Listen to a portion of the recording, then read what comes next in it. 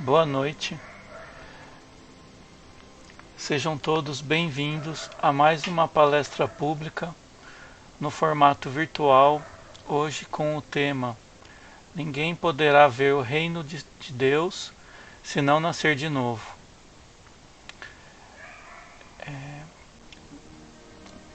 No cenário de pandemia, em que ocorre a suspensão generalizada das sessões de intercâmbio direto, alternativas virtuais de estudos de forma segura, com bases em Jesus e em Allan Kardec, se fazem presentes para a continuidade dos trabalhos na Casa Espírita.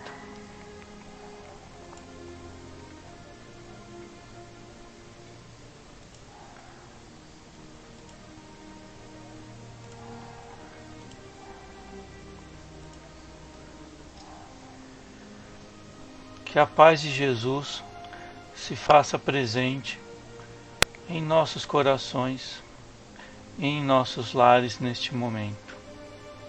Que consigamos estar aptos a receber toda a harmonia, paz e energia para que estejamos preparados a nos tornarmos seres melhores a cada dia. Que a espiritualidade maior possa cobrir nossos corações com a luz sublime do amor, a fim de que consigamos compreender as lições que nos serão ensinadas nesta noite pelo nosso amigo Lauro, que sempre nos brinda com inúmeras lições relacionadas à seara espírita, descortinando aos poucos o nosso véu da ignorância, nos servindo de inúmeras lições que enriquece e engrandece essa nossa jornada de trabalho e de provas, para que o amor se faça presente em nossa morada, que consigamos traçar nossos caminhos com leveza e simpatia, para conosco e para com o próximo, hoje e sempre.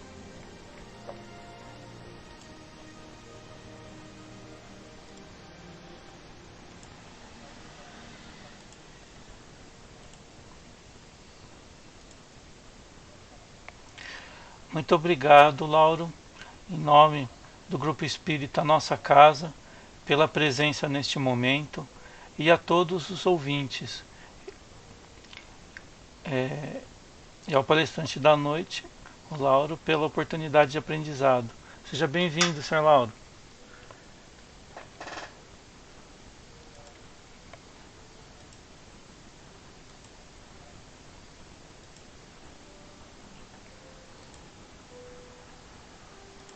Boa noite, meus irmãos. Meu nome é Lauro Hanna. É uma grande honra poder apresentar a preleção de hoje para o Grupo Espírita Nossa Casa. Agradeço muito o convite do nosso irmão José Ricardo. O título da preleção de hoje será o capítulo 4 do Evangelho segundo o Espiritismo, esta grande obra de Allan Kardec. Ninguém pode ver o reino de Deus se não nascer de novo, cujo tema abordado será a reencarnação. No Evangelho de Jesus, nós temos diversas passagens em que o tema reencarnação é abordado. Em uma dessas passagens, Jesus, vindo para os lados de Cesareia, perguntou aos seus discípulos: quem dizem que eu sou? E eles responderam: dizem uns que é João Batista, outros Elias, outros Jeremias ou algum dos profetas. Jesus lhe disse então: e vós, quem dizeis que sou eu? Respondendo Simão Pedro disse: tu és o Cristo, filho do Deus vivo. E respondendo Jesus lhe disse: bem-aventurado és, Simão, filho de Jonas, porque não foi a carne e o sangue que te revelaram isso, mas sim meu Pai que está nos céus. Nessa mesma sequência, os discípulos perguntaram a Jesus: por que os escribas dizem ser preciso que volte Elias? Jesus lhes respondeu: é verdade que Elias deve vir e restabelecer todas as coisas, mas eu vos declaro que Elias já veio e não o conheceram, mas o trataram como lhes aprouve, é assim que eles farão sofrer o Filho do Homem. E aí os discípulos compreenderam que Jesus falava de João Batista e que foi Elias reencarnado. Também nas proximidades de Jericó, Jesus viu um homem cego de nascença e os discípulos lhe perguntaram, dizendo: Rabi, quem pecou, este ou seus pais, para que nascesse cego? E Jesus respondeu: nem ele pecou, nem seus pais, mas foi para que se manifestem nele as obras de Deus. Nessa passagem fica muito claro que tanto Jesus como os discípulos se referem a uma vida pregressa, porque se o homem era cego de nascença, ele não poderia ter pecado nesta vida. Em outra passagem também que o tema reencarnação é tratado no Novo Testamento é no diálogo de Jesus com Nicodemos, um notável entre os fariseus, em que à noite ele vem encontrar Jesus e disse: Rabi, sabemos que vens da parte de Deus para nos instruir como um doutor, pois ninguém pode fazer os milagres que fazes se Deus não estiver com ele. Jesus lhe respondeu: Em verdade te digo que quem não nascer de novo não pode ver o reino de Deus. E aí Nicodemos então lhe disse e perguntou: Como pode um homem nascer sendo velho? Porventura pode entrar no ventre da sua mãe e nascer outra vez? Respondeu-lhe Jesus: em verdade te digo que quem não nascer da água e do Espírito não pode entrar no reino de Deus. O que é nascido de carne é carne, e o que é nascido do Espírito é Espírito. Não te maravilhes de eu te dizer que vos importa nascer de novo? O Espírito sopra onde quer, e tu ouves a sua voz, mas não sabes de onde ele vem nem para onde vai. Assim é todo aquele que é nascido do Espírito. Perguntou Nicodemos: Como se pode fazer isto? Jesus respondeu: Tu és mestre em Israel e não sabes estas coisas? Em verdade te digo que nós dizemos o que sabemos e damos testemunho do que vimos, e vós com tudo isso não recebeis o nosso testemunho. Se quando eu vos tenho falado das coisas terrenas, ainda assim me credes, como creríeis se eu vos falasse das celestiais? Bom, o que Jesus esclareceu com este diálogo? Primeiro, ele foi severo com Nicodemos quando ele lhe perguntou: Tu és mestre em Israel e não sabe a que me refiro? Porque os fariseus, os escribas, eram muito prepotentes, muito arrogantes e desafiavam Jesus a todo instante. Então, dessa forma, Jesus lhe perguntou como ele não sabia a que ele estava se referindo.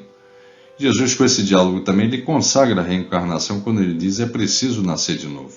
Quando ele diz o que nasceu da carne é carne, o que nasceu do espírito é espírito, ele indica claramente que só o corpo procede do corpo, quando ele diz o que nasceu da carne é carne, e que o espírito é independente dele.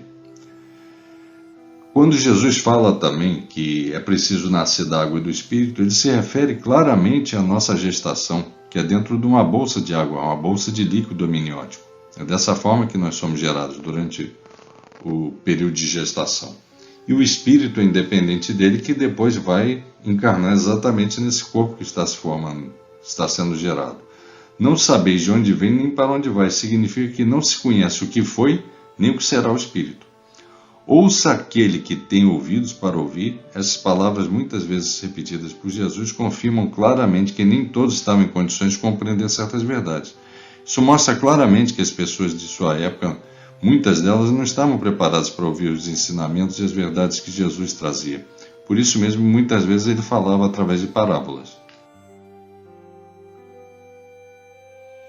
O conceito de ressurreição, retorno à vida do corpo que morreu, que seria, por exemplo, como no caso do milagre de Lázaro, na verdade, o termo correto seria realmente reencarnação, que é o retorno do espírito à vida corporal em um novo corpo.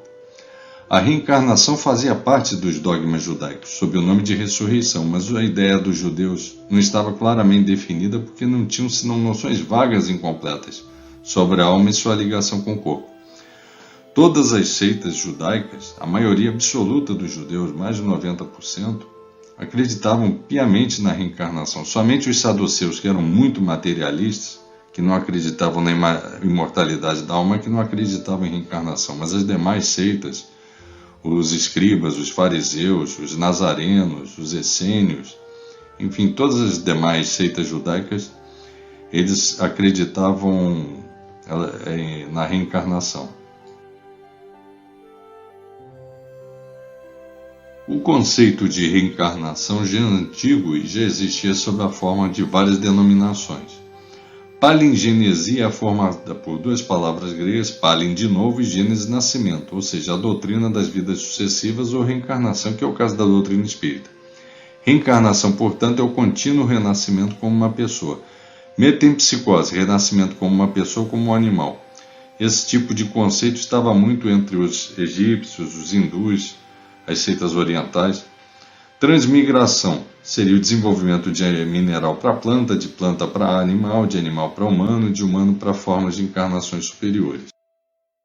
Portanto, o conceito da reencarnação sempre existiu com diversos nomes, como nós vimos, mas a nomenclatura de reencarnação é que foi inventada por Allan Kardec. Atualmente, o planeta Terra tem cerca de 7 bilhões e 800 milhões de habitantes. 2/3 da população mundial acreditam na reencarnação. Portanto, nós estamos falando mais de 5 bilhões de pessoas que acreditam em reencarnação. Mas é um conceito novo? Não, é um conceito bastante antigo. Os povos da antiguidade já acreditavam em reencarnação, como nós vamos. No Antigo Egito foi encontrado um papiro de 3.000 anos antes de Cristo que falava já de reencarnação. No livro egípcio dos mortos, de 2.000 anos antes de Cristo, também tem descrição sobre reencarnação. Hermes Trismegisto, filósofo, alquimista egípcio, criador das 7 leis universais contidas na sua obra, o Kybalion, teria vivido proximamente aos 1250 anos antes de Cristo. Ele dizia: ninguém pode ser salvo sem renascer, sem livrar-se das paixões que entraram no último nascimento espiritual. Um franco defensor da crença na reencarnação. Os hindus, a Índia, pode ser considerada como uma grande mãe da doutrina da reencarnação. Seus livros religiosos se referem à reencarnação como Mahabharata, como o Bhagavad Gita, que faz parte do Mahabharata, tem a descrição de tudo que vive, vive para sempre. Somente o invólucro é o que é perecível e desaparece. O espírito não tem fim, é eterno e imortal. Zaratustra, profeta e poeta nascido na Pérsia, ou Zoroastro, como era chamado pelos gregos, teria vivido no século VII a.C., foi fundador do zoroastrismo, uma religião, uma doutrina dualista, que pregava a luta entre o bem e o mal, o bem representado pelo deus do bem, Ahura Mazda, por isso também essa religião era chamada de Mazdeísmo, contra o deus do mal, Ahriman. Então ele também professava a crença na reencarnação. Buda, príncipe do Nepal, riquíssimo, chamado de Buda por ter sido despertado, se libertando da vida material em busca da sua missão espiritual. Também era um proclamador da reencarnação. Ele dizia: os seres humanos que se apegam demasiado aos valores materiais são obrigados a reencarnar incessantemente, até compreenderem que ser é mais importante do que ter. Na Grécia Antiga também o conceito de reencarnação já permeava,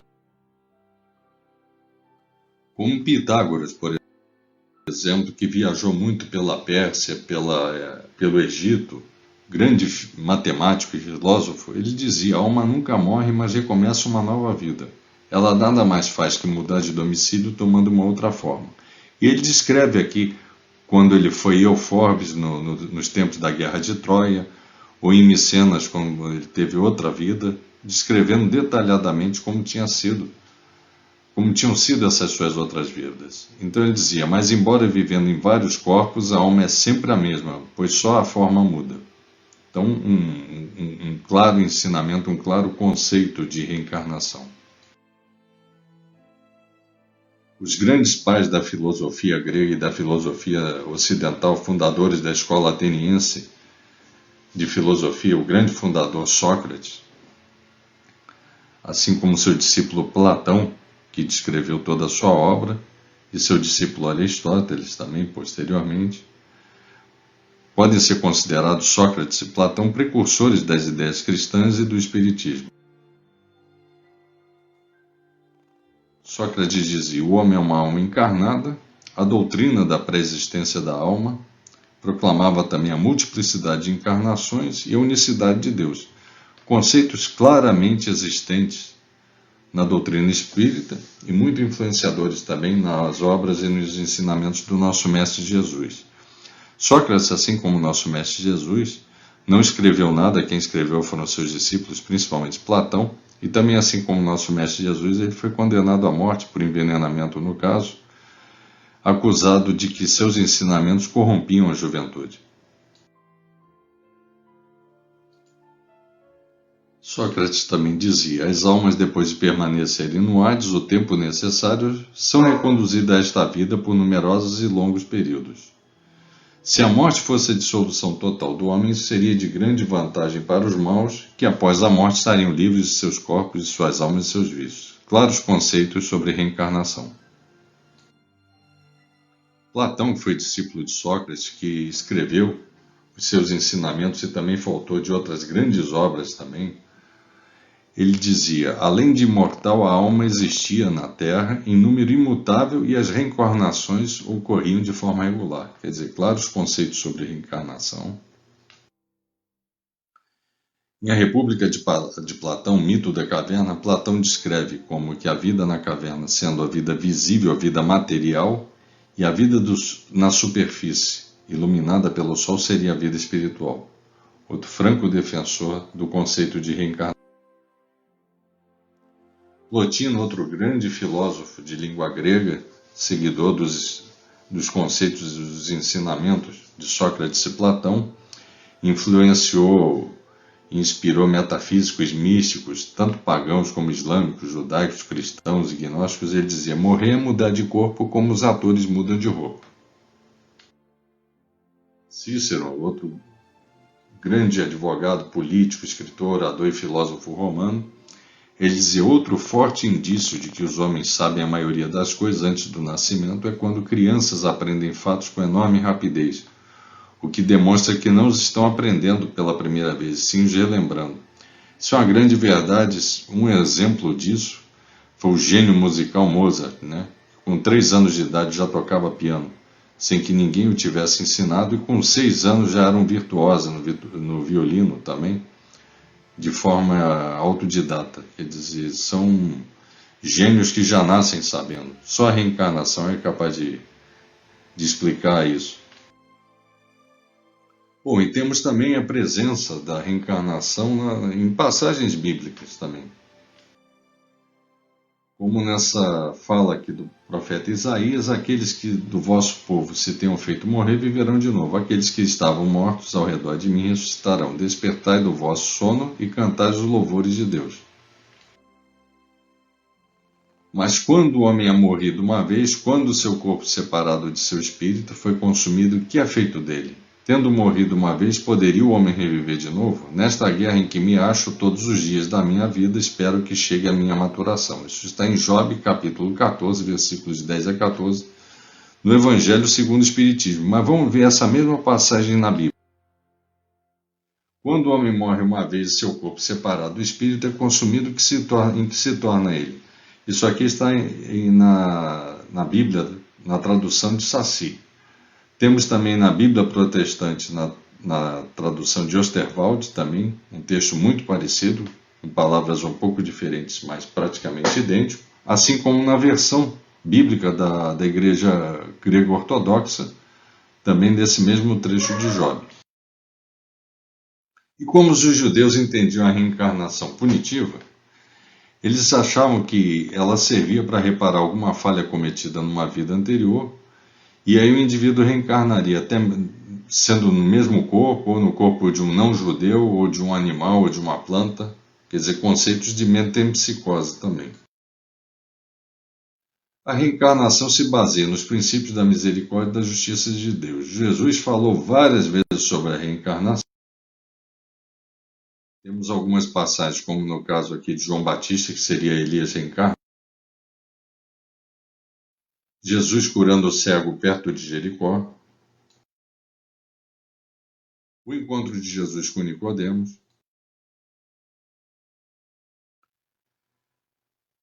Jesus nos apresentou então um Pai generoso, um Pai que nos ama e que dá sempre oportunidades para que nós possamos reparar nossos erros através de novas encarnações para o nosso crescimento, amadurecimento, aprendizado e a prática da vontade de Deus através da caridade e da fraternidade. Foi assim que Jesus nos ensinou e nos transmitiu seus ensinamentos. Porém, muitos desses ensinamentos de Jesus se perderam, foram deturpados por erros de tradução, por outros interesses, e dessa forma, conhecendo a imaturidade espiritual do homem, Jesus prometeu então pedir ao Pai que enviasse o Paracleto, ou seja, o Consolador. Se Jesus e vários profetas pregaram a reencarnação, por que tanta repulsa das pessoas por essa lei natural? Na própria história da igreja primitiva e patrística. Então vamos ter que revelar como surgiram as primeiras comunidades cristãs, a partir dos ensinamentos do nosso Mestre Jesus. As primeiras comunidades cristãs surgiram exclusivamente entre os judeus convertidos, com sede em Jerusalém, eram comunidades fraternas que viviam de uma forma muito simples, as pregações eram feitas ao ar livre, o objetivo era que a expansão do cristianismo, com adesão a todos os povos, né, isso era levado através dos discípulos de Jesus, Jesus como mensageiro da expressão divina.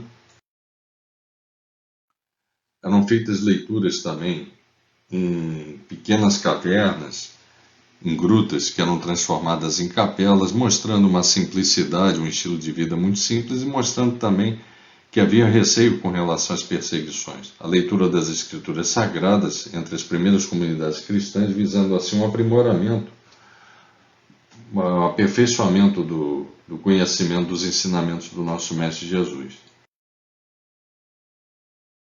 O primeiro anúncio foi feito pelos apóstolos de Jesus, que pregavam inicialmente entre os judeus, entre os hebreus, e depois passaram a percorrer várias nações, vários estados dentro do próprio Império Romano, levando a palavra de Cristo.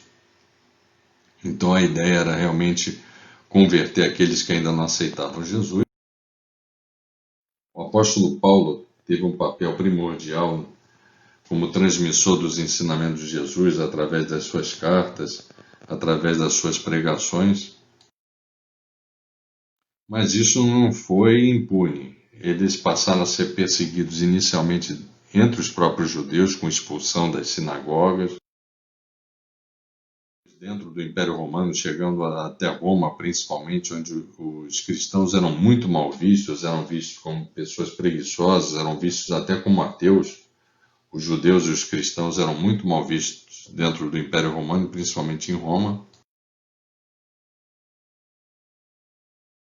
Terríveis perseguições. Eles passaram a ser perseguidos de forma cruel, de forma violenta, principalmente nos impérios, durante o Império de Nero, de Marco Aurélio e Diocleciano. No Império de Nero, a coisa chegou a tal ponto de barbaridade que Nero incendiou Roma e colocou a culpa nos cristãos. Eles, que eram já mal vistos, eram odiados pelos romanos, passaram a sofrer mais perseguições e ter mais ódio ainda sobre eles. Passaram a ser jogados aos leões, às feras, no Coliseu, nas arenas. Eram crucificados e depois queimados para iluminar o próprio Coliseu ou iluminar as ruas de Roma. Era uma coisa bárbara. Não poupava nem crianças, mulheres, idosos. Eram atos de muita crueldade contra os cristãos primitivos. Aqui outra cena terrível, de muita barbaridade.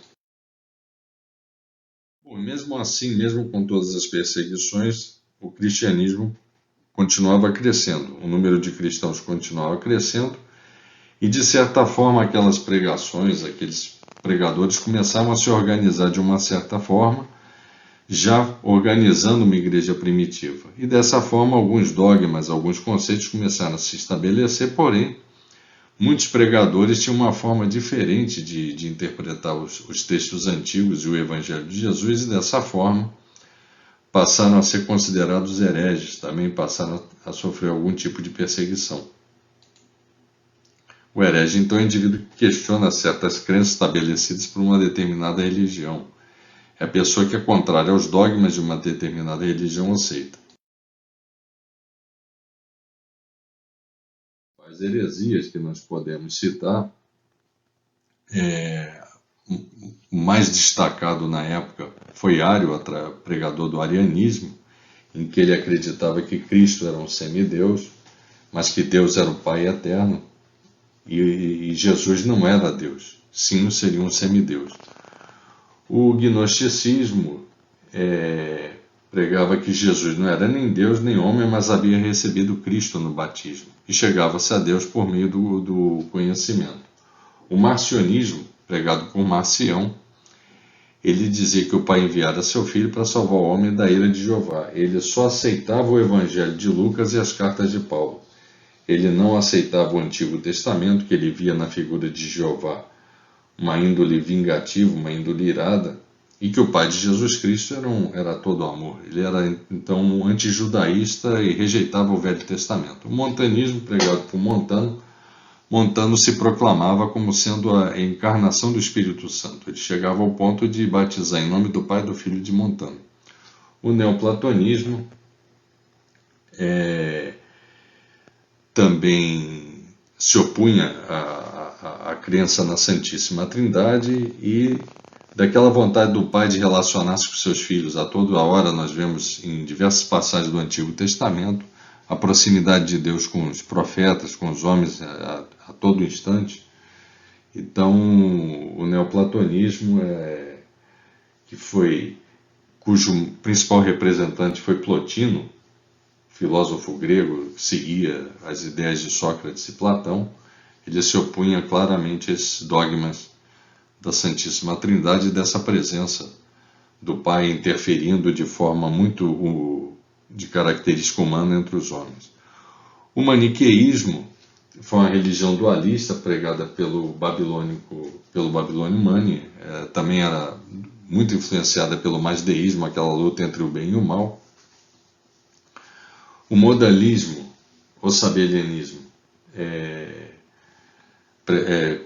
cujo principal expoente foi Sabélio, ele também acreditava numa essência divina, que se manifestou de três maneiras diferentes, e não sendo a mesma pessoa. Jesus não seria Deus Pai, o Filho e o Espírito Santo de uma mesma forma. O ebionismo seria o contrário do marcionismo, seriam judeus cristãos. Eles acreditavam que Jesus foi um homem comum, tornou-se o Messias por ter cumprido as leis contidas na Torá, e que as leis contidas na Torá é que salvavam. Eles eram exatamente o contrário do marcionismo. Eles se proclamavam cristãos, mas seguiam o Antigo Testamento. Eles seriam semelhantes hoje em dia, por exemplo, aos neopentecostais, por exemplo. Os evangelhos neopentecostais se proclamam cristãos, mas seguem muito mais o Antigo Testamento. E o monarquianismo, que teve como principal representante Teódoto de Bizâncio, ele também ensinava que Jesus fora um mero homem a quem o Logos habitou e o revestiu de poder no batismo. Podemos destacar entre os principais considerados hereges, pregadores hereges, Ário, presbítero de Alexandria do século IV, teve como principal opositor Santo Atanásio. Ele se opunha ao dogma da Santíssima Trindade. Ele pregava que Cristo não era o Pai nem o homem, mas sim um semideus, e que Deus verdadeiro era o Pai eterno. O maniqueísmo, fundado pelo Babilônio Mani, era dualista. Ele sofria forte influência do zoroastrismo, que pregava a luta entre dois deuses de idêntico poder, a luta entre o Deus do bem contra o Deus do mal. Pregava que o mundo espiritual era o mundo bom, o mundo da luz, e o mundo material era o mundo mau, o mundo das trevas. Ele se intitulava o Consolador enviado por Jesus. Ele proclamava também que ele teria vindo para trazer a interpretação correta dos ensinamentos de Jesus, de Buda, de Zoroastro, e que dessa forma ele seria o Consolador enviado por Jesus. Ele passou a ser muito perseguido. Suas escrituras foram para a fogueira, assim como muitos dos seus seguidores também, e ele teve uma morte terrível. Ele foi esfolado vivo, depois crucificado e queimado. Orígenes foi, sem dúvida alguma, o maior defensor do conceito da pré-existência da alma e da reencarnação. Ele foi um estudioso de Platão, foi pupilo de Amônio de Sacas e Clemente de Alexandria. Publicou mais de 600 obras, centenas de homílias e 6.000 pergaminhos. Foi um dos mais importantes teólogos do mundo antigo. Ele era contrário à Santíssima Trindade e à metempsicose. E ele foi capaz de algo que dificilmente algum de nós seria capaz de fazer. Ele se autocastrou para não correr o risco de pecar. Em contrapartida, surgiram os chamados apologistas, que defendiam a igreja dos ataques externos e das heresias. Eles pregavam principalmente a salvação pela graça, pregavam a divindade de Jesus e a Santíssima Trindade. Eram homens que faziam a defesa da fé cristã, ficaram conhecidos como apologistas, que eram grandes oradores, assim como Apolo. Eram estudiosos da palavra, eram homens muito cultos e conhecedores dos ensinamentos dos apóstolos. Entre os apologistas, nós podemos destacar alguns, como Justino de Roma, Irineu de Leão, Tertuliano de Cartago, Clemente de Alexandria, que escreveu vários tratados e foi mestre de Orígenes. E mesmo com toda a perseguição, o número de cristãos não parava de crescer, o que começou a levar à sua aceitação. Por conta disso mesmo, quando o imperador Constantino chegou ao poder em 306 d.C., ele restaurou a plena igualdade jurídica dos cristãos e devolveu as propriedades deles que tinham sido confiscadas. Isso muito por influência de sua mãe, Helena, que já havia se convertido ao cristianismo. E o próprio imperador Constantino também se converteu quando na noite anterior à Batalha da Ponte Milvia, perto de Roma, em 28 de outubro de 312 d.C., ele sonhou com uma cruz no céu e com os dizeres in hoc signo vinces, que em latim quer dizer sobre signo vencerá. E aí, na manhã seguinte, ele mandou que seus soldados pintassem a cruz nos seus escudos, e dessa forma ele conseguiu uma vitória esmagadora sobre Magêncio e atribuiu assim a vitória ao Deus cristão, se convertendo definitivamente ao cristianismo.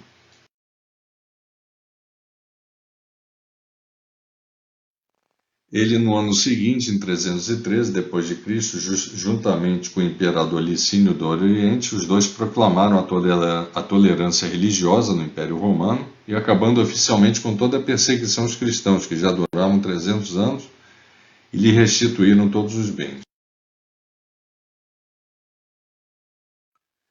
Mesmo assim, as chamadas heresias continuavam, ou seja, aqueles que tinham interpretações diferentes dos dogmas da nova religião que se formava, faziam uma nova interpretação, uma nova pregação. Então, dessa forma, eles combatiam aqueles dogmas e eram considerados assim hereges. E para tentar diminuir esse problema, tentar uniformizar as pregações, o imperador Constantino então resolveu convocar o Concílio de Nicéia, no ano de 325 d.C. Os concílios eram assembleias de dignatários religiosos com o objetivo de definir as doutrinas que deveriam ser aceitas pela igreja e condenar os ensinos que eles consideravam perniciosos, né? Então tivemos vários concílios ecumênicos importantes com esse objetivo, e o mais importante de todos foi justamente o primeiro, convocado pelo imperador Constantino, que foi o Concílio de Nicéia, em 325 d.C. Ele foi convocado pelo imperador Constantino, teve a presença do bispo Zaréia, grande amigo de Constantino. O Papa, durante o concílio, foi São Silvestre I. O tema principal foi a cristologia, proclamando que Jesus era Deus, reforçando o conceito da doutrina da Santíssima Trindade, estabelecendo também a formação do cânon, o que seria considerado como sagrado e o que seria considerado como apócrifo, ou seja, não de inspiração divina. Foi redigido também o Credo de Nicéia. Interessante que no Credo de Nicéia tem uma passagem que diz: creio na ressurreição dos mortos. O domingo passou a ser o dia oficial de descanso, não mais o sábado dos judeus, e também ficou estabelecida a celebração e a data da Páscoa.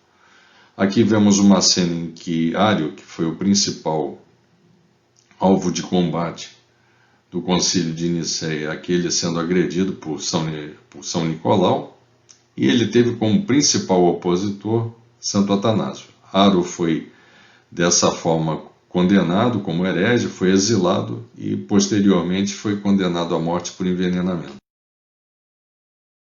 O Concílio de Nicéia teve consequências positivas. Cessaram definitivamente todas as perseguições aos cristãos, os templos foram restaurados e novamente abertos em toda a parte, a crucificação foi abolida definitivamente e as lutas de gladiadores foram gradualmente proibidas. Mas também o Concílio de Nicéia teve muitas consequências negativas. O imperador Constantino, que foi quem convocou e presidiu o concílio, tornou-se assim o Pontifex Maximus, ou seja, o sumo pontífice, formando numa só entidade dois braços, o espiritual e o secular. Com isso, a igreja também passou a ter um domínio muito grande, uma vida luxuosa, um acúmulo de terras, um desvirtuamento da função religiosa, com novas interpretações e muitas perseguições aos chamados hereges. O paganismo migrou para dentro da igreja católica. Um exemplo da migração do paganismo para dentro da igreja foi o calendário religioso, o Natal. A data do Natal ficou estabelecida como 25 de dezembro, relacionada a eventos pagãos, a festas pagãs, como o Natalis Solis Invictus, que comemorava o solstício de inverno na Roma Antiga, assim como o Ostara, ritual de primavera das culturas celtas e nórdicas.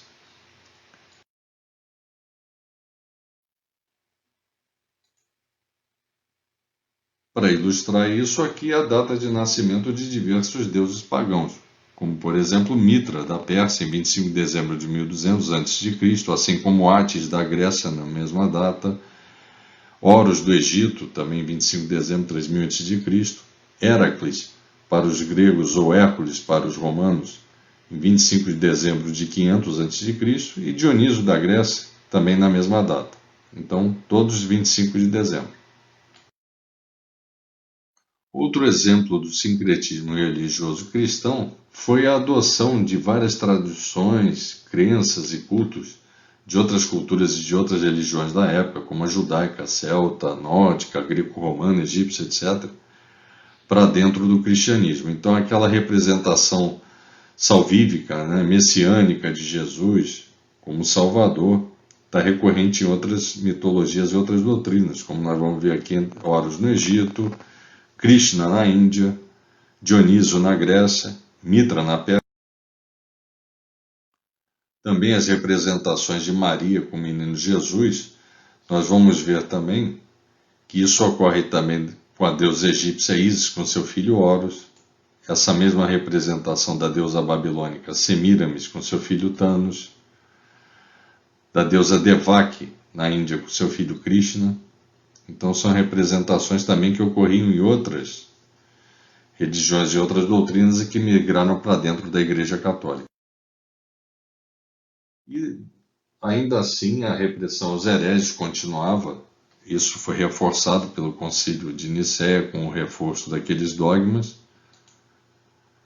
E Constantino então começa a exilar aqueles que se recusavam a aceitar o credo redigido em Nicéia. Promove a queima dos livros que expressavam a doutrina de Ários. Ários, então, é condenado à morte por envenenamento, assim como seus discípulos, o bispo Marcelo e Fotinos, tiveram suas ideias rejeitadas. E começa uma repressão ativa a todos aqueles que eram hereges cristãos, que não aceitavam os dogmas da nova Igreja Católica e do credo de Nicéia, assim como e principalmente os pagãos. Entre as diversas consequências negativas do Concílio de Nicéia, uma das mais importantes foi a forma como foi redigida a Bíblia Sagrada, o livro de referência da Igreja Católica. Ela foi composta por 46 livros do Antigo Testamento e 27 livros do Novo Testamento. Considerados canônicos, aqueles que fazem parte do Novo Testamento, aqueles que são considerados de inspiração divina. E os que não são considerados assim são descritos como textos apócrifos, e são 112, 52 no Antigo Testamento e 60 no Novo Testamento. Dessa forma, assim como a passagem do nosso Divino Mestre Jesus, cujos ensinamentos foram tão maravilhosos para a humanidade, eles infelizmente foram mal aproveitados ou mal interpretados ou por outros interesses, foram perdidos, não foram tão bem aproveitados pela humanidade. Isso fez com que o nosso planeta perdesse uma grande oportunidade de passar da fase de provas e expiações para a de regeneração. A segunda grande oportunidade foi com o Concílio de Nicéia. Poderia ter sido outro grande divisor de água da história da humanidade, caso tivesse definido como base da nova religião apenas os ensinamentos do nosso Mestre Jesus Cristo, ao invés de ter juntado na redação da Bíblia Sagrada os dois livros sagrados, o Antigo Testamento, a Torá dos Hebreus, onde nós tínhamos a figura de Jeová, um Deus irado, castigador, vingativo, cheio de dúvidas e arrependimentos, com características muito mais humanas do que divinas. Juntaram então o Antigo Testamento ao Novo Testamento, onde o Mestre Jesus chama Deus de Pai, primeiro profeta chama Deus de Pai, mostrando que o nosso Criador nos ama como seus filhos e por ele temos o perdão pelos nossos erros, assim como a oportunidade de poder repará-los em novas encarnações, para o nosso crescimento e desenvolvimento espiritual, praticando a caridade e a fraternidade, como prática da vontade de Deus.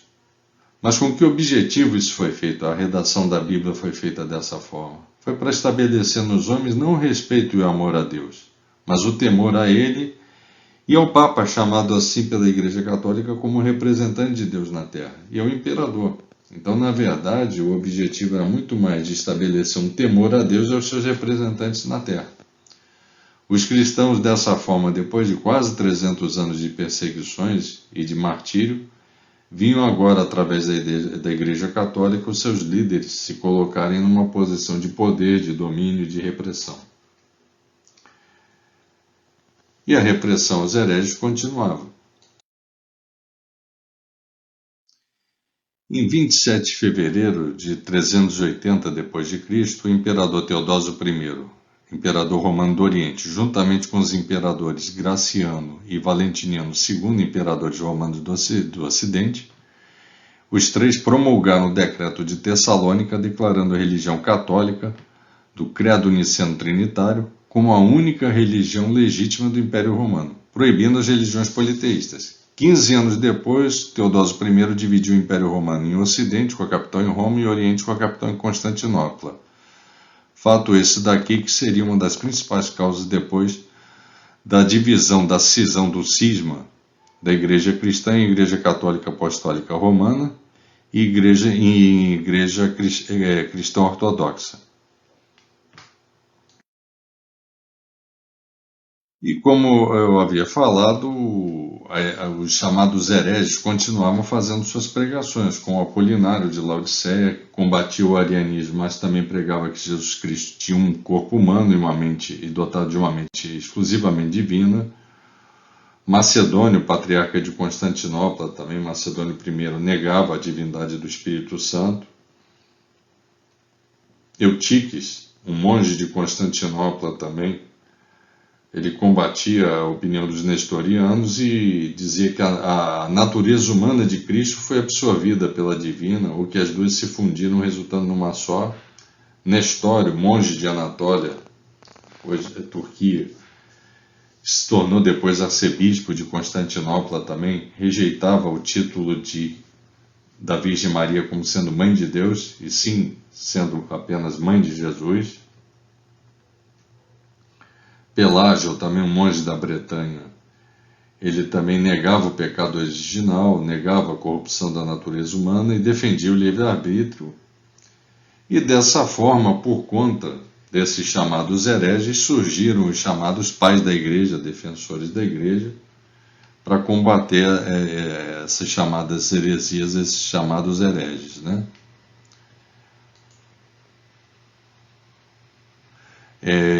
Então o termo pai ou padre, né, em italiano e latim, era atribuído pelos fiéis aos mestres e bispos da igreja primitiva. Mais tarde o termo passou a ser atribuído aos bispos que participaram do Concílio de Nicéia e posteriormente Gregório VII, em torno do ano de 1080, que reivindicou o termo papa, ou seja, pai dos pais. Então, entre os pais da igreja, podemos destacar alguns. Atanásio, que se tornou o principal adversário combatente diário, o bispo Eusébio de Cesareia, que teve uma participação importante no Concílio de Nicéia, São Jerônimo, que foi quem redigiu a Vulgata Latina, a Bíblia Sagrada da Igreja Católica, enfim, aqui algumas figuras de destaque entre esses chamados pais. E talvez o mais importante de todos, Agostinho de Hipona, que inicialmente era maniqueísta e depois se converteu ao catolicismo, passou a ser um dos grandes defensores da igreja. Ele dizia: Senhor, é duro te seguir, mas é impossível te deixar.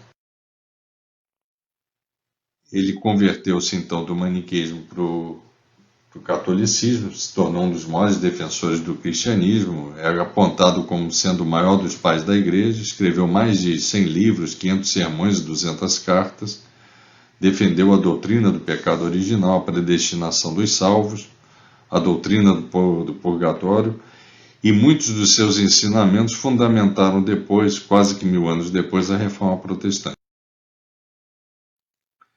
Entre os vários concílios, aquelas reuniões importantes entre os bispos, presbíteros, pregadores e autoridades da Igreja Católica, o mais importante de todos, sem dúvida, foi o primeiro, o Concílio de Nicéia, que foi o que definiu os rumos da nova religião, mas tivemos outros também importantes, como o Concílio de Constantinopla, em que o Papa foi o Papa São Damaso I, que foi quem pediu a São Jerônimo a redação da Bíblia Sagrada.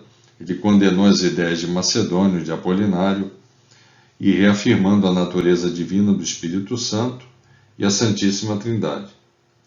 O Concílio de Éfeso, também no ano de 431 d.C., condenou o nestorianismo e o pelagianismo como sendo heresias, reafirmando que a Virgem Maria deveria ser chamada de Mãe de Deus, e reforçando o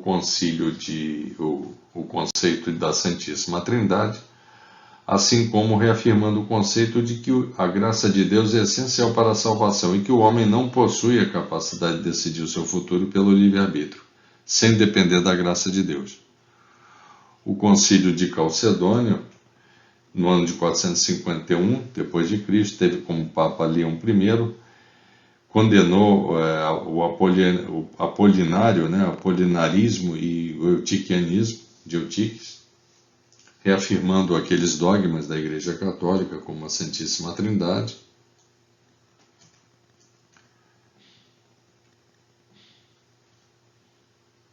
E até chegarmos aqui ao Concílio de Constantinopla, em que vem a pergunta: por que foi proibida a crença na reencarnação?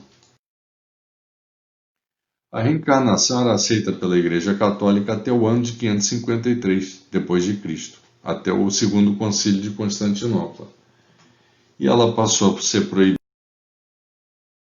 por conta de que, em princípio, a reencarnação poderia ser uma ameaça ao poder político e religioso, porque através da reencarnação a alma se redime por si só, sem intermediários entre o homem e Deus. Mas também não foi a única razão. No Concílio de Constantinopla II, em 553 d.C., quando o imperador Justiniano, por influência da sua esposa Teodora, eles decidiram proibir a crença na reencarnação, porque achavam que a crença num inferno eterno seria mais conveniente para coagir as pessoas à conversão. Mas não foi só esse fato. Outro fato também é que a esposa do imperador Justiniano I, Teodora, ela, antes de se casar com o imperador romano, ela havia sido prostituta. E ela era uma pessoa muito má, ela era escravocrata, ela era desumana, era preconceituosa, racista. E ela, para esconder o seu passado, ela mandou matar mais de 500 prostitutas. E aí passou a ser amaldiçoada pelos cristãos e dessa forma ela temia retornar ao mundo na pele de uma escrava negra ou de uma prostituta e sofrer por mais de 500 reencarnações.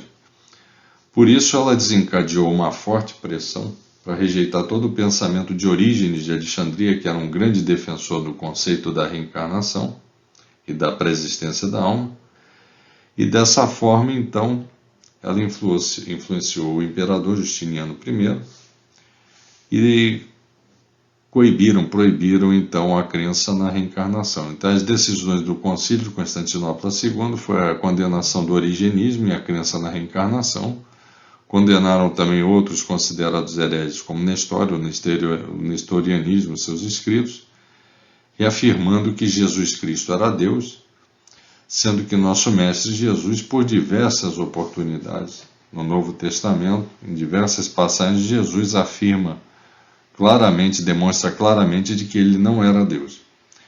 E reafirmam também o título de Mãe de Deus para a Virgem Maria. Dessa forma, a crença na reencarnação passou a ser proibida, mas aí criou-se um problema. Como que eles poderiam, então, negar aqueles conceitos que já vinham há séculos sendo difundidos? Então eles se aproveitaram daquela passagem de Jesus com Nicodemos, em que Jesus dizia: em verdade te digo que quem não nascer da água e do Espírito não pode entrar no reino de Deus. O que é nascido de carne é carne, o que é nascido do Espírito é Espírito. E colocaram aqui, aproveitaram essa passagem, que quem não nascer da água e do Espírito, sendo que claramente quando Jesus diz isso, que quem não nascer da água e do Espírito não pode entrar no reino de Deus, refere-se claramente ao nosso período de gestação dentro de uma bolsa de água, dentro de uma bolsa cheia de líquido amniótico. Mas se aproveitaram disso através do batismo. Criaram assim, então, o dogma de que seríamos libertados pelo batismo. Seríamos libertados do pecado, seríamos regenerados como filhos de Deus, incorporados à igreja, participantes de sua missão e realizando o nascimento a partir da água e do Espírito, sem o qual ninguém pode entrar no reino de Deus. E aí fica aquela pergunta: o batismo era uma cerimônia de origem judaica, de origem cristã? Na verdade, não. Quando Alexandre Magno derrotou os persas em 333 a.C., ele levou muito da cultura greco-macedônia para aquela região. Então, dessa forma, muitos dos conceitos e das crenças e da cultura grega passaram a ser incorporados pela religião judaica, como a crença na imortalidade da alma e o batismo grego através das águas, que era uma cerimônia pagã, originada da Grécia Antiga, em que os baptas ou batas eram sacerdotes da deusa Cotito, e no templo da piscina batismal as pessoas entravam para se arrepender dos seus erros através da água. Então, essa tradição, que era de origem da Grécia Antiga, uma tradição pagã, passou a ser incorporada pela religião judaica e, posteriormente, passou a ser introduzida dentro da Igreja Católica, dentro da crença da nova religião, como uma forma de negar a reencarnação. A Santa Inquisição, que já vinha sendo praticada, vinham sendo praticadas fogueiras, queimas contra aqueles que se opunham aos dogmas da Igreja, que eram considerados como hereges, foi oficializada definitivamente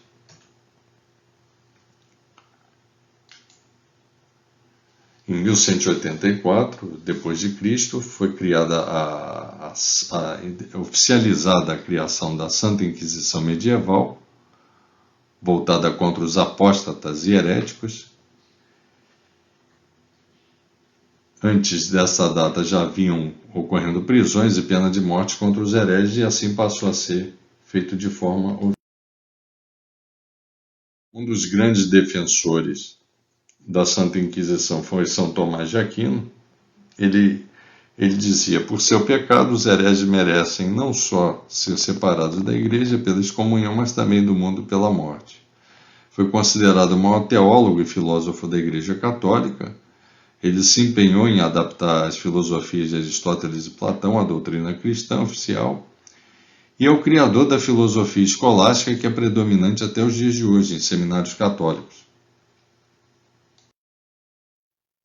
Um outro fato muito importante foi a questão dos cátaros e a crença na reencarnação.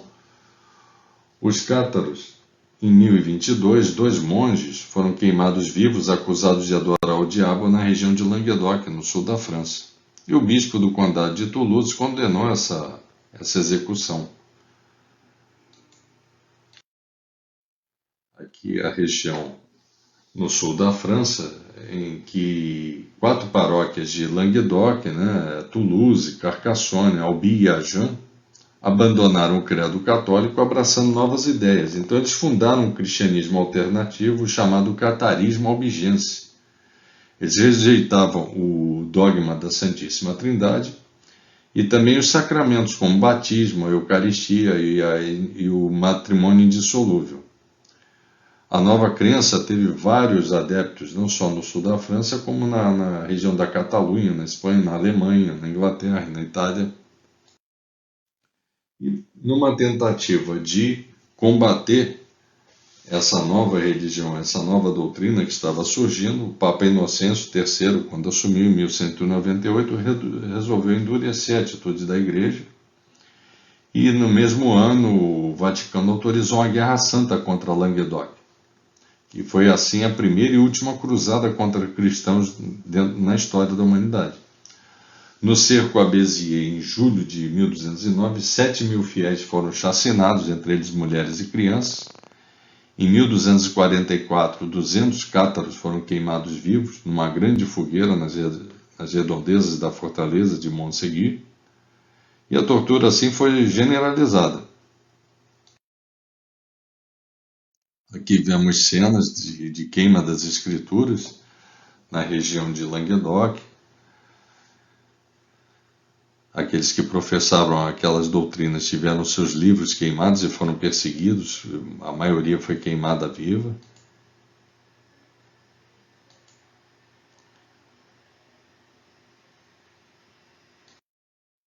Aqui então, ilustrando a imagem da fogueira em que a igreja precisou de algumas décadas, mas conseguiu dessa forma, de uma forma bárbara, de uma forma cruel, matar todos os cátaros. E o último grande cátaro conhecido, Guilherme Belibas, foi queimado em 1321.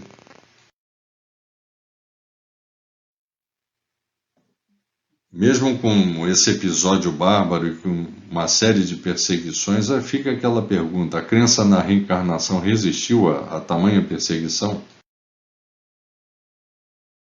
A resposta parece que sim, como por exemplo o poeta islâmico Al-Rumi, que aqui pela descrição é um crente na metempsicose: fui mineral, morri, me tornei planta, como planta morri, depois fui animal, como animal morri, e depois fui homem porque teria o medo. Acaso fui rebaixado pela morte? Então aqui é um crente na reencarnação, mais especificamente na metempsicose.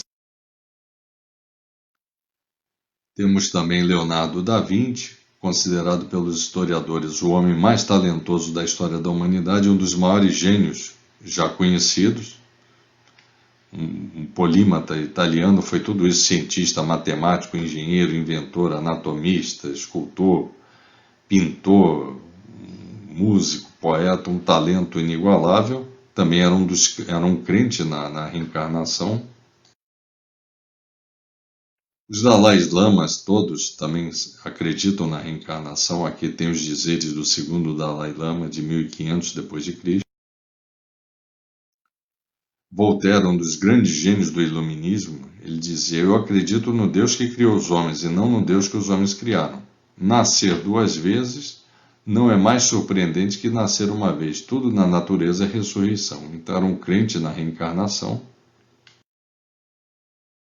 Outro gênio, Benjamin Franklin, jornalista, político, abolicionista, cientista, diplomata, foi um dos pais da nação americana, uma das figuras importantes na independência dos Estados Unidos. Também era outro crente na reencarnação. Frederico II, o grande rei da Prússia também. Goethe, poeta, romancista e dramaturgo alemão, também outro crente no conceito da reencarnação. Arthur Schopenhauer, filósofo, professor universitário alemão, também. Honoré de Balzac, considerado o fundador do realismo na literatura moderna, escritor e dramaturgo francês também. Chegamos a Allan Kardec, cientista, escritor e educador, homem extremamente culto, e que inicialmente se mostrava resistente ao conceito da reencarnação, mas acabou se rendendo aos fatos e às mensagens que passou a receber do plano espiritual, o levando a essa missão de ser o grande codificador da doutrina espírita. Através de suas obras, em que o conceito, a crença na reencarnação, é um dos grandes pilares do espiritismo. Allan Kardec dizia: reencarnação está presente na cultura dos povos antigos, nos livros sagrados do Antigo Testamento, sendo confirmado pelos profetas, por Jesus e pelo Espiritismo. Reencarnação é lei da natureza. No Livro dos Espíritos, a primeira pergunta que Allan Kardec fez ao Espírito da Verdade foi: que é Deus? Ele não perguntou quem é Deus, ele perguntou: que é Deus? Os espíritos responderam: Deus é a inteligência suprema, causa primária de todas as coisas. Essa resposta veio através de vários médiuns de Paris, de outras regiões da França, de outros países europeus, enfim, vários médiuns enviaram a mesma resposta praticamente, quase que todas com as mesmas palavras, a essa primeira pergunta que Allan Kardec fez. Dessa forma, então, através da doutrina espírita, deixamos de perguntar quem é Deus e passamos a perguntar o que é Deus. Vamos abandonando, então, as formas, ações e atributos humanos, aquele antropomorfismo, né, que nós víamos muito no Antigo Testamento, aquela imagem e ações de Deus muito de características humanas e não divinas, substituindo assim o Deus de Moisés com raiva, sentimento de vingança que castiga, que é tirano, pelo Pai apresentado por Jesus, em que Deus é amor.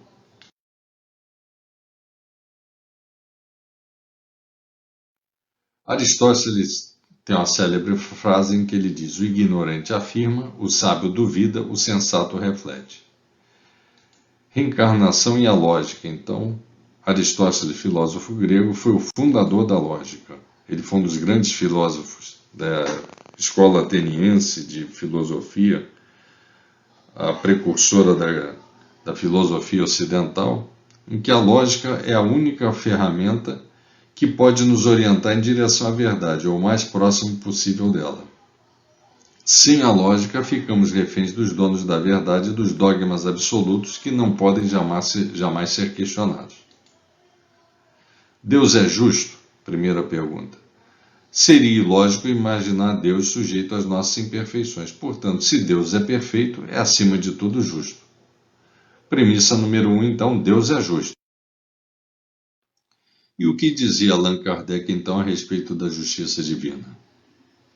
A doutrina da reencarnação, que consiste em admitir para o homem muitas existências sucessivas, é a única que corresponde à ideia de justiça de Deus, pois oferece-nos o meio de resgatarmos os nossos erros através de novas provas. A razão assim nos diz e é o que os espíritos nos ensinam. Como explicar sem a reencarnação uma criança que dura poucos dias de vida, alguém que nasce e só convive com doença? Como justificar alguém que nasce e só convive com segurança, bem-estar, saúde e nunca passou por dificuldades materiais? Ao contrário, como justificar alguém que tem dificuldade de ter o pão nosso cada dia? Como justificar tamanhas diferenças, se não através da reencarnação? Só a reencarnação pode explicar e justificar tamanhas diferenças, porque nós acreditamos na justiça divina. E havendo justiça divina, só através da reencarnação é que podem haver tantas diferenças. As reencarnações são os degraus pelos quais celebra e progride. Mensagem de Leon Denis, psicografada por Chico. Então, quais as finalidades da reencarnação? O ser humano retorna a um novo corpo, retornando a ser uma nova existência para aprender o que não foi aprendido, o que já foi aprendido através de conhecimentos numa encarnação não se perde. É educar-se, aprimorar-se, é elevar o espírito a uma oportunidade de crescer, promovendo assim o aprendizado, o nosso crescimento moral e espiritual. Essa é a grande finalidade da reencarnação. A reencarnação é obrigatória no nível de evolução em que se encontra a humanidade terrestre. Nós estamos num planeta de provas e expiações, então a reencarnação ainda ela é necessária. Ninguém está isento dela, não há privilégios nem privilegiados. Reencarnar sem a lembrança do passado é o mecanismo que possibilita a convivência de contrários. Isso, lógico, que é necessário, porque onde estaria o mérito nosso se lembrássemos de erros cometidos no passado e procurássemos corrigi-los, não de forma voluntária, de forma intuitiva, mas sim no sentido de nos considerarmos obrigados a corrigir os erros. Não. O mérito pela correção dos erros na reencarnação numa nova vida é justamente praticar o bem sem ter conhecimento do que ocorreu no passado, como sendo realmente a prática do bem, a prática da caridade, da fraternidade, algo espontâneo e não algo obrigatório. Então, sem o esquecimento das experiências anteriores, não seria proveitosa a reencarnação. Provas e expiações. Reencarnação é lei da natureza, como disse Allan Kardec. Então, através de que situações somos desafiados? Através de provas, de expiações e da missão. As expiações são experiências obrigatórias, por termos utilizado mal o nosso livre-arbítrio, cometendo graves erros, graves equívocos, e dessa forma envolvendo terceiros e, por conta disso, é uma imposição da justiça divina. A expiação serve sempre de prova, mas nem sempre a prova é uma expiação. Muitas vezes é uma escolha voltar em determinada forma para a prática de caridade, para cumprir uma tarefa, cumprir uma missão. E a missão, então, é algo para aqueles espíritos mais iluminados, como o nosso Mestre Jesus, São Francisco de Assis, Chico Xavier, Mahatma Gandhi. São pessoas iluminadas que vieram encarnaram para o cumprimento de uma missão. Muitas vezes de forma voluntária, eles pedem mesmo para vir, para reencarnar, para poder ajudar a humanidade. Então, essa é uma situação bastante nobre para espíritos muito evoluídos. Por exemplo, o Dr. Bezerra de Menezes já foi concedido a ele não mais reencarnar aqui, poder ir para um número de maior evolução, mas ele mesmo já solicitou ao plano espiritual reencarnar para ajudar a humanidade. Então a reencarnação pode explicar de onde viemos, para onde iremos e por que estamos no planeta de provas e expiações. Podemos encarnar em outros mundos? Sim, a encarnação em outros mundos, o espírito forma seu perispírito com fluidos desse mundo. Conforme o seu grau de evolução dos mundos, os fluidos serão mais ou menos eterizados que os da Terra. Exato, então o indivíduo pode ainda reencarnar na Terra ou no planeta semelhante ao nosso, no mundo semelhante ao nosso, ou então, dependendo do seu grau de evolução, ele pode migrar para um planeta de uma vibração mais elevada. Há evidências da reencarnação através de evidências históricas, bíblicas, científicas, gênios precoces, como o caso do Mozart, que eu citei, recordações espontâneas, terapias de vidas pregressas, transcomunicações, evidências filosóficas e evidência popular. Evidências científicas, como foi citado, gênios precoces, né? Eu citei o caso do Mozart, que com 3 anos já tocava magnificamente piano sem que ninguém ensinasse. Posteriormente começou a ter aulas de piano com seu pai e aos 6 anos já era um virtuoso do violino, autodidata, compositor fantástico, sem que ninguém o ensinasse, já sabia tudo em termos de música. Então temos alguns grandes pesquisadores, como o Dr. Ian Stevenson, americano, que catalogou casos através de terapias de vida pregressa.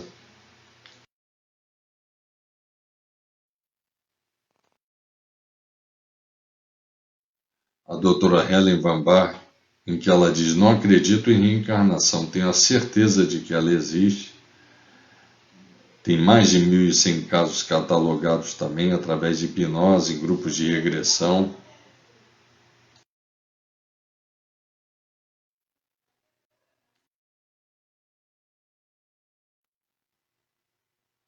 Um pesquisador brasileiro, o professor Hernani Guimarães Andrade, através da transcomunicação instrumental, parapsicologia, psicobiofísica, várias pesquisas também, catalogou inúmeros fenômenos de efeitos físicos.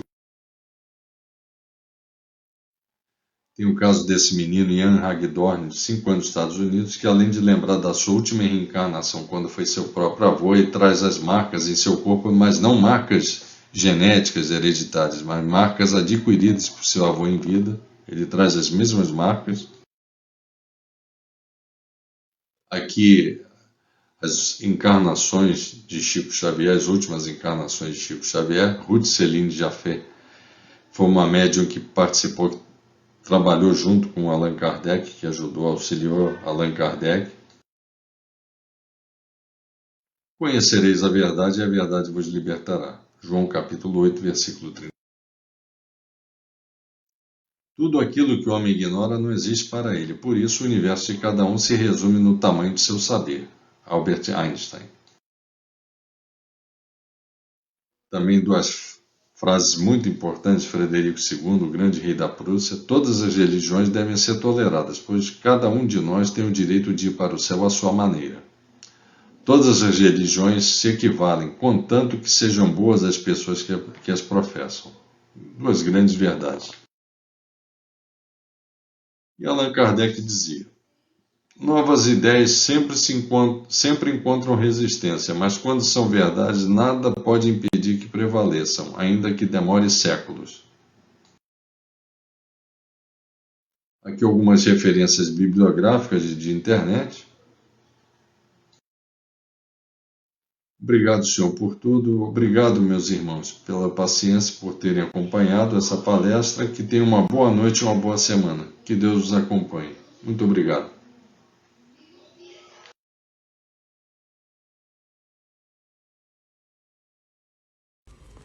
Meus irmãos, vamos então, neste momento, fazer uma oração de encerramento ao término desta preleção de hoje. Então, nós vamos agradecer pela oportunidade de estarmos aqui reunidos para mais um aprendizado dos ensinamentos do nosso Mestre Jesus.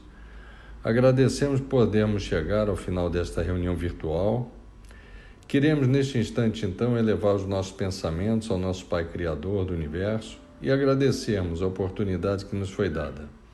Pedir para os nossos guias e protetores mais luzes, mais energia, mais vibração positiva, e que possamos retransmiti-las com muito amor, partindo do nosso cardíaco, uma luz cor-de-rosa que vai envolver todo o nosso planeta, chegando aos irmãozinhos mais necessitados, aqueles que sofrem por doenças, por miséria, aqueles irmãos desencarnados se encontram nas trevas, no umbral, no Vale dos Suicidas, na escuridão. Que essa luz de muito amor possa chegar até esses irmãos, para que eles entrem no caminho do progresso.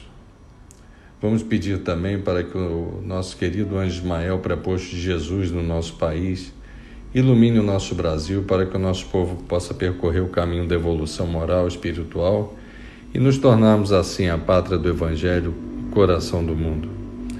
Que a nossa Mãe Maria de Nazaré possa nos envolver com o seu manto sagrado, aliviando nossas angústias, nossos medos, nossa ansiedade, que nos traga o perdão também pelos nossos erros, pelo nosso orgulho, egoísmo, vaidade, que ela possa nos levar assim com todo o seu amor até o vosso querido Filho, nosso Mestre Jesus, a quem agradecemos pelos ensinamentos e pelas suas obras, que possamos trilhar o caminho que Ele nos deixou, chegando assim até o nosso Pai Criador, a quem nós humildemente pedimos a permissão para que o plano espiritual possa atuar, trazendo uma medicação ou vacina que possam frear ou curar essa pandemia. Que os irmãozinhos que estão desencarnando possam ser recebidos pelo plano espiritual superior e lá que sejam tratados com muito amor, e que seus familiares, seus amigos, seus parentes possam ser consolados nesse momento tão difícil. Em nome do Mestre Jesus, nós iniciamos esta oração e a preleção de hoje. Em seu nome, nós vamos encerrá-la com a oração que ele nos deixou em honra ao nosso Pai. Pai nosso que estás nos céus, santificado seja o vosso nome. Venha a nós o vosso reino. Seja feita a vossa vontade, assim na terra como no céu. O pão nosso cada dia nos dai hoje. Perdoai as nossas dívidas, assim como nós perdoamos aos nossos devedores. E não nos deixeis cair em tentação, mas livrai-nos de todos os males, pois a ti, Senhor, pertence o reino, o poder e a glória para todos sempre. Que assim seja, graças a Deus. Uma boa noite e uma boa semana para todos os irmãos. Obrigado pela paciência e que Deus os acompanhe. Muito obrigado.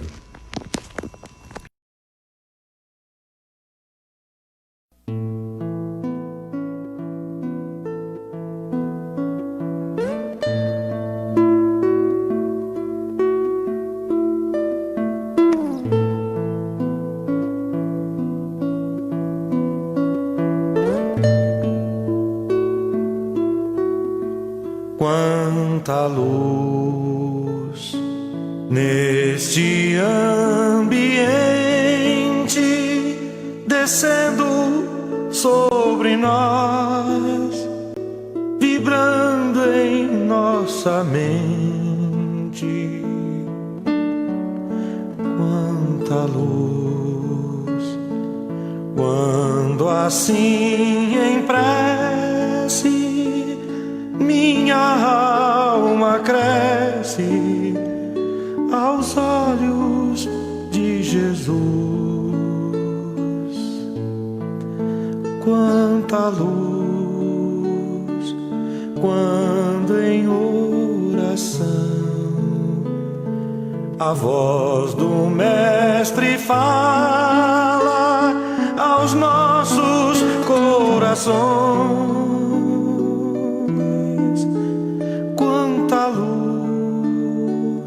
Descendo sobre nós, quanta luz,